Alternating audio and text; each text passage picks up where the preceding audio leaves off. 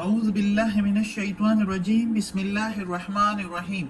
सब वीडियो देखने और सुनने वालों को अस्सलामु अलैकुम। हमारे चैनल के प्यारे व्यूवर्स, आज हम तिलावत करेंगे सूरह अनफाल की आयत नंबर 62, 63 और 64, यानी कि आयत नंबर 62, 63 एंड 64 इंशाल्लाह तिलावत करेंगे तर्जुमा के साथ और तफसीर के साथ। तो चलिए शुरू करते हैं आज का सबक। लेकिन शुरू करने से पहले चैनल को सब्सक्राइब करें और बेल नोटिफिकेशन को ऑन करें ताकि अगली वीडियो आपको आसानी से मिलती रहे, और हो सके तो शेयर भी करें ताकि ज़्यादा से ज़्यादा लोग देखें, आपको भी सवाब मिले और मुझे भी। तो चलिए अब शुरू करते हैं आज का सबक। औज़ु बिल्लाहि मिनश शैतानिर रजीम बिस्मिल्लाहिर्रहमानिर रहीम। व इन युरीदू, और अगर वो चाहे, व के मीनिंग और इन के मीनिंग इधर लेंगे अगर, युरीदू वो चाहे, आई यखदऊका ये कि वो धोखा दे तुझको, फ़इन्ना पस बेशक, हस्बकल्लाह काफी है तुझको अल्लाह, हस्ब काफी है को तुझको अल्लाह के मीनिंग अल्लाह, हुवल्लज़ी वही जात पाक है, अय्यदका हाथ दिया तुझको या जोर दिया तुझको या ताकत दी तुझको, बिनसरिही साथ मदद उसकी, साथ अपने मदद की, बेनसरी साथ मदद ही उसकी यानी अल्लाह की मदद दी तुझको, व बिल मुमिनीन और साथ मोमिनों की यानी मोमिनों की भी मदद दी तुझको अल्लाह ताला ने। अब इस आयत में अल्लाह ताला कहता है साफ तौर पर, वाज़ेह तौर पर, कि अल्लाह ताला ने मुसलमानों को जब मना किया कि तुमने खयानत नहीं करनी किसी के साथ, बेशक वो काफिर भी हो तो तब भी उनके साथ खयानत नहीं करनी लड़ाई के लिए। अगर वो कोई मुआहिदा करे और वो अंदर खाने धोखेबाजी करे तो उनके धोखेबाजी का जवाब धोखेबाजी में नहीं देना। वो बेशक धोखेबाजी करे, तुम लोगों ने धोखेबाजी नहीं करनी। तो इसके लिए फिर अल्लाह ताला, ये पिछली आयतों में हमने पढ़ा था कि आप लोग जो है मुसलमानों से कहा था कि आप लोग सुलह पर आ जाओ, सुलह अगर वो करना चाहे, और अल्लाह पर भरोसा करो, उनकी नीयतें जैसे भी होगी वो तुम्हें नुकसान नहीं दे सकती, क्योंकि दिलों का हाल तो अल्लाह खूब जानता है। तो इसलिए इधर मुसलमानों को मजीद तसल्ली देने के लिए कि कहीं इस बात से उनको दिल में कोई डर, कोई शक व शुबा ना हो, तो कि हम खयानत नहीं करेंगे, धोखेबाजी नहीं करेंगे। और दूसरे सामने वाले दुश्मन तो अक्सर करते हैं, कफार के लोग, वो तो प्लानिंग ही इसी तरह धोखेबाजी वाले करते हैं। तो अल्लाह ताला ने तसल्ली दी मुसलमानों को कि अगर वो धोखा भी दे दें तो इससे आप लोगों को कोई परवाह नहीं करनी चाहिए। अगर सुलह करके वो लोग धोखेबाजी और अहद को तोड़ने का इरादा कर लें तो फिक्र की कोई बात नहीं, अल्लाह ताला आपकी मदद के लिए काफी है, अल्लाह ही काफी है, हस्बकल्लाह। और अल्लाह ताला कहता है कि उनके सब फ्रेब, धोखेबाजियां और चालबाजियां अल्लाह ताला के आगे नहीं चल सकती, चाहे वो जितनी भी चालबाजियां और धोखेबाजियां करे। अल्लाह सीनों का राज जानता है, और अल्लाह ताला ने वक्त बवक्त ज़रूरत मुसलमानों को जब जब भी उन्होंने धोखेबाजी की, कोई प्लानिंग की है, तो मुसलमानों को वही के ज़रिए मोहम्मद सल्लल्लाहु अलैहि वसल्लम को इतला दे दी। कुरान में हमने पढ़ा है, पीछे कितनी जगहों पर पढ़ा है कि मोहम्मद सल्लल्लाहु अलैहि वसल्लम को अल्लाह ताला वही कर देते थे कि जो कोई इसी तरह धोखेबाजी कर देता था तो उनकी धोखेबाजी के वो प्लानिंग जो वो बनाते होते थे, जो मशवरे करते होते थे, तो अल्लाह ताला मोहम्मद सल्लल्लाहु अलैहि वसल्लम को बाखबर कर देते थे वही के जरिए, ताकि जो लोग प्लानिंग और धोखेबाजी कर रहे हैं तो उनके मामले में मोहम्मद सल्लल्लाहु अलैहि वसल्लम फैसला सही तरीके से कर ले, इसलिए बाखबर कर देते थे। तो इसी तरह जब जंगों के बारे में भी अगर वो कोई प्लानिंग, कोई धोखेबाजी करें तो अल्लाह ताला तो फरिश्ते भेज देता था। उनके सारे जंग उहद में, जंग बदर में, जंग हुनैन में अल्लाह ताला फरिश्ते भेज देता था جب مسلمانوں پر مشکل آ پڑتی تھی تو اللہ تعالیٰ ادھر کہتا ہے کہ تم لوگ فکر کیوں کرتے ہو، فکر کی کوئی بات نہیں، اللہ کافی ہے تیرے لیے. اور محمد صلی اللہ علیہ وآلہ وسلم سے اللہ تعالیٰ کہتا ہے کہ تیرے لیے میں کافی ہوں، اور یہ جو مسلمان میں نے تمہارے تابع کیے ہیں، جن کے دلوں میں میں نے تمہارے لیے پیار اور محبت ڈال دی ہے، یہ کافی ہے تمہارے لیے. ان کی مخلصی اور جانثاری کافی ہے تمہارے لیے، بہادری ان کی کافی ہے تمہارے لیے، تم ان کی دھوکے کی فکر نہ کرو. اگلی آیت ہے وَأَلَّفَ بَيْنَ قُلُوبِهِمْ، اور محبت ڈال دی درمیان دلوں میں ان کے، یعنی ان کی مسلمانوں کے دلوں میں تمہارے لیے محبت ڈال دی.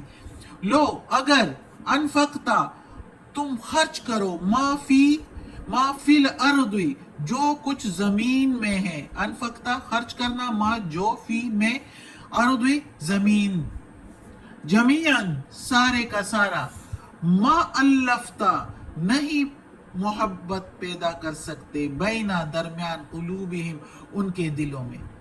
اگر خرچ کرو تم زمین پر جو کچھ بھی ہے سارا کا سارا، سارے کا سارا، تو تب بھی ان کے دلوں میں تم محبت نہیں پیدا کر سکتے تھے. وَلَكِنَّ اللَّهَ، اور لیکن یہ اللہ ہے، الفا محبت ڈال دی ہے، بینہم درمیان ان کے، یعنی مسلمانوں کے درمیان. انہو بے شک وہی، عزیز زبردست، حکیم حکمت والا ہے. اب ادھر اللہ تعالیٰ کہتا ہے کہ ان مسلمانوں کے دلوں میں نے محبت ڈال دی ہے. یہ اللہ تعالیٰ کیوں کہتا ہے؟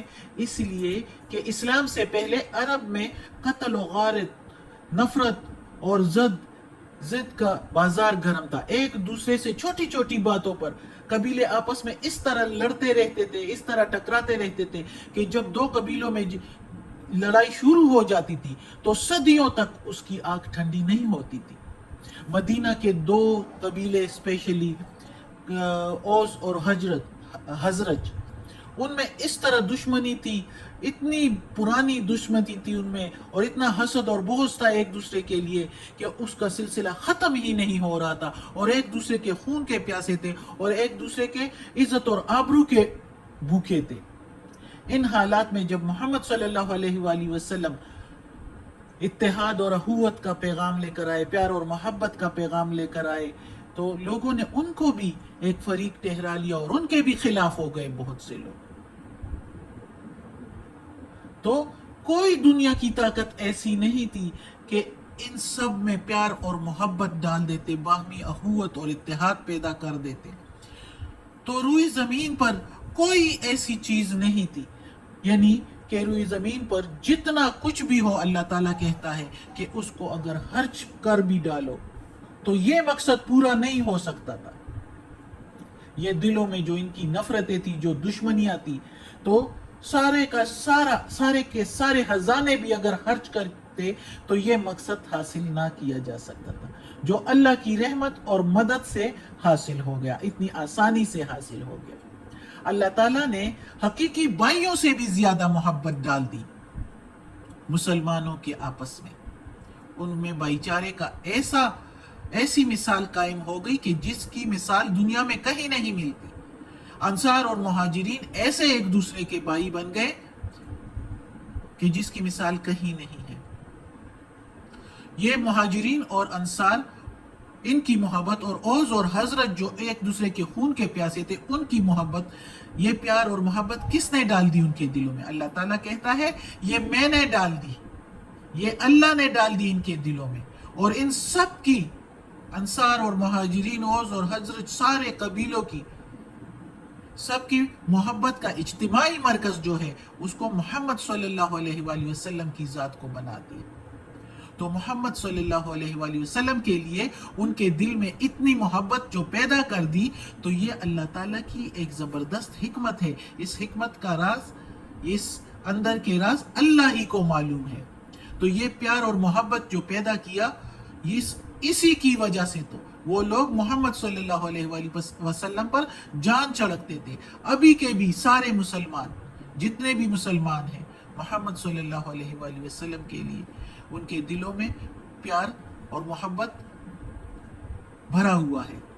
تو یہ اللہ تعالیٰ نے ڈالا ہے. اللہ تعالیٰ کہتا ہے کہ یہ کوئی نہیں کر سکتا تھا. اتنی دشمنیاں، اتنی نفرتیں جو تھی وہ کوئی ختم نہیں کر سکتا تھا. یہ صرف اللہ کی ذات ہے جس نے ختم کر دی, اور اللہ کی ذات نے ان کے دلوں میں ایک دوسرے کے لیے بھی محبت ڈال دی, اور محمد صلی اللہ علیہ وآلہ وسلم کے ساتھ بھی پیار اور محبت کا رشتہ قائم کر دیا.